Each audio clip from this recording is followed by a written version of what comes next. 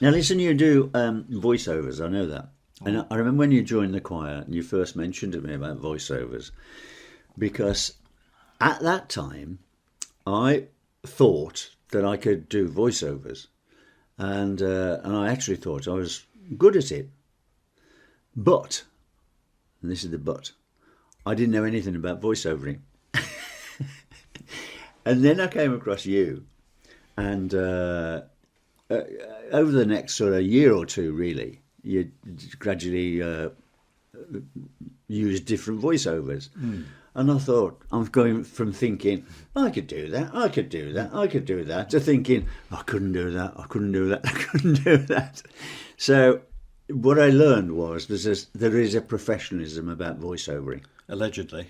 No, there is, without a doubt. And I know some of the stuff that you've done has been, because it's not just comedy stuff. You've done lots of voiceovers on technical stuff as well. Yeah, technical, medical, Yeah. e-learning. Yeah. Things. And Yeah. I'm doing a series at the moment for the building trade. Right. On tiling, on bricks, on paving, windows, glazing, all sorts, lintels. Yeah.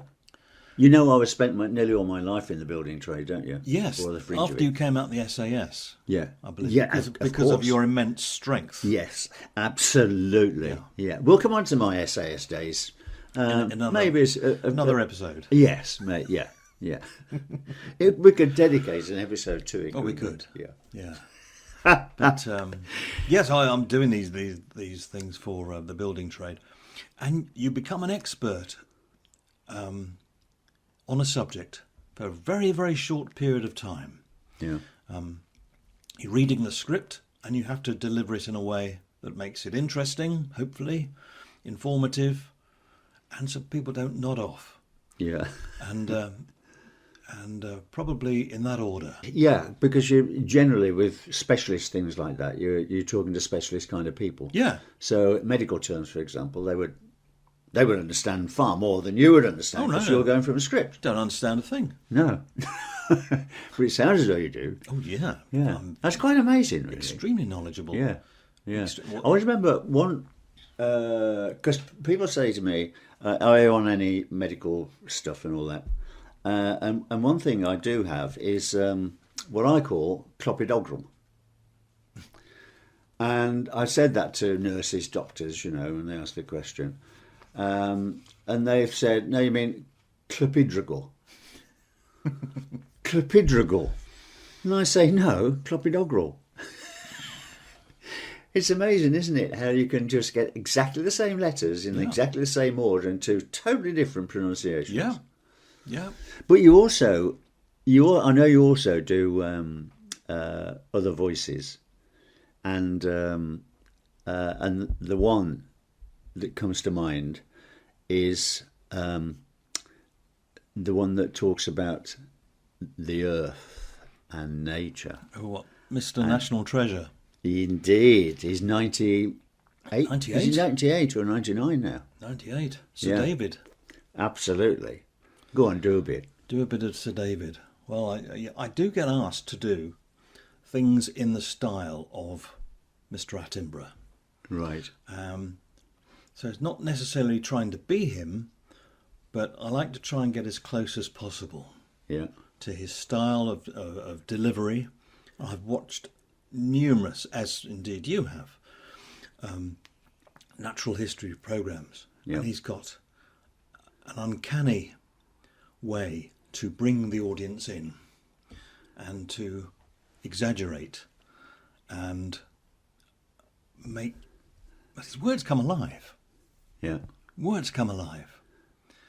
And if he was describing, I don't know, this tea, shall we say, he might say something like, on a cold winter's day, a cup of tea is just what the doctor ordered. It's wet, it's warm, and it's just the tonic. 2 cups of tea a day are all that's needed to refresh and revive. That's brilliant. I mean, it really is brilliant. And also, Mark, I mean, I've heard, obviously, a lot of people in the past, Mike Yarwood and all that sort of thing, taking different people off. But what I never realised is what goes into getting those voices as close as possible to, well, you can't tell the difference, basically.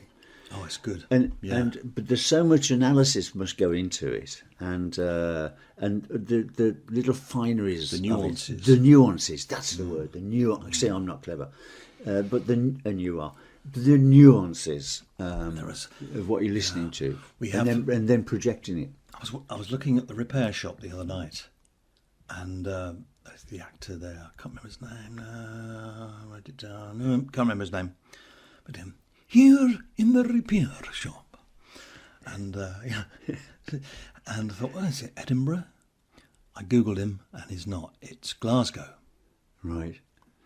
And but the way that he describes this broken object, once a beloved heirloom, now is in the careful hands of Steve, who is amazed because it's not a clock, it's a mug. That was rubbish. But but if you're hearing, people just have ways of phrasing things. Going up, they're coming down. They bring you in, they take you away. The master. And it's the pitch as well. Oh, of the voice. Yeah. These are all the things you've got to get right, really. Yeah. So, and one day I will. Yeah. I hope you carry on with that, because I think it's brilliant. But that's the sort of thing, you see. When we started talking about this, I thought I could do. I can't even do a Scottish accent or a Welsh accent. You do Walsall one very well, and I do that. You do Walsall. I do Black Country. Yeah. I do Black Country, because that's where I know. I can do a bit of Yorkshire, because I lived in Yorkshire for 11, 12 years. So then oars. So that I can handle. But if somebody said, "Okay, do the northeast," I mean, I can do "Away the Lads," and that's it. It's nothing. No. It's nothing. It's not like going into a conversation holding that accent. No. That's clever. No, it is. And I admire these actresses who go into that say northeastern accent, and they hold it for as long as they're on screen, and that is professionalism. Oh, yeah, no doubt about it. Yeah. There was I heard something the other day, and it was talking about the Dutch accent, because you can, if you listen to somebody speaking Dutch, you can hear, but speaking English, but a Dutch person speaking English. Yeah. Sometimes you can hear the nationality of their teacher. Right. Because it's carried in the learning, in the teaching. Yeah. If they've got an American English teacher, you can hear Americanisms. Yeah. And English or whatever, and break it down. Even if they're from the north, from a Welsh or whatever, sometimes you can hear that in the. Yeah. Somebody said, "I'll teach you how to speak Dutch. You put the emphasis in the wrong place."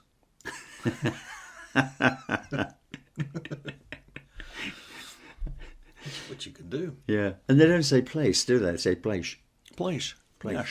Yeah, place. I don't know why that is. That's the Connery thing, isn't it? Oh, yeah, of course. I know when people say to me, "Do you speak languages?" And I say, "Yeah, I do. There's 4 or 5 languages, quite fluent. There's English, American, Canadian." But I usually say, I can do Italian fluently. And to demonstrate that, I'll come back to your mug. Yeah, I might say, "You make a great cup of tea." Put the mug on the table. See straight away. Yeah. Just go straight into an Italian accent. Yeah. And the Italians always, when I do that, they always look at me and say, "What?" We had a fixer. We were filming in Rome, and we had a fixer. Obviously Italian, and he got everything sorted. and his thing was, "See, I might gotta change. I might gotta change." But he had a little bit of. Yeah, I think he'd been.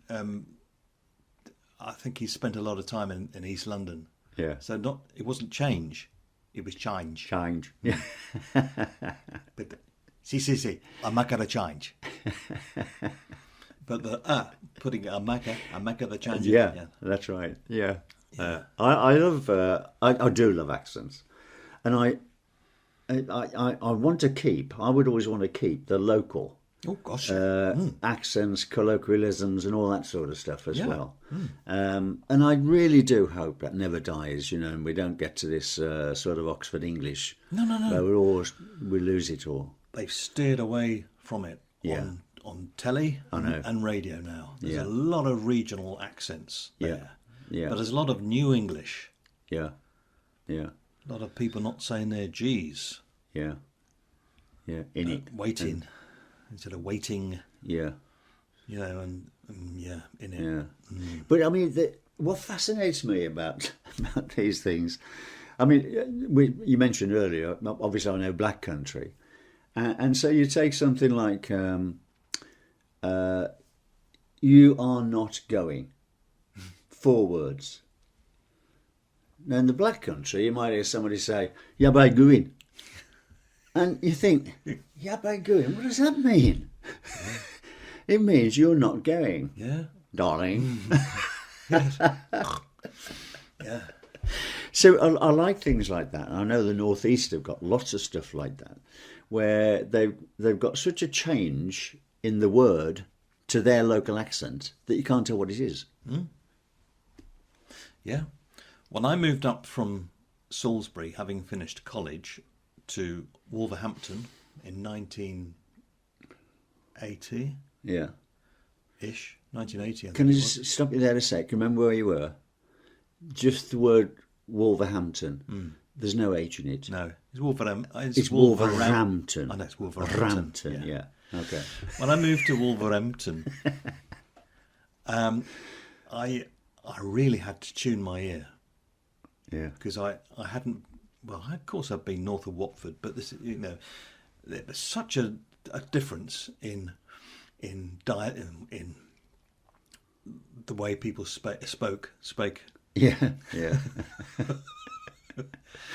But did you know that the Wolverhampton or the Black Country language, or dialect, comes from the Latin? No. Yeah. Get out. To listen, to hark. Yeah. Arcatim, arcatos, arcatem.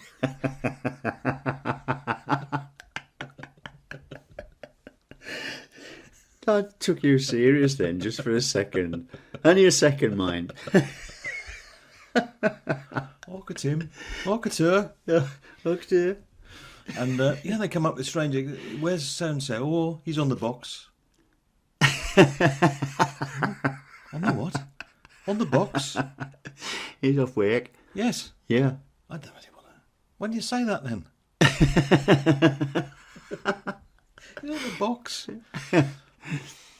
What was the box then, Rog? What was that? The box. I mean, if you're off work, you weren't off work. Yeah. You were on the box. Yeah, and but the doctor used to put you on the box. But was there a physical? Was there? But no, I've never seen a box. No, I've never seen a box. No, I didn't mean it like physically standing on a box, but was it like a sick box or put the note in? I don't know. No, I don't know where the word came from, but it was always used. I mean, I remember when I was a kid, it was always on the box, on or off the box, and it's been on the box now for a fortnight.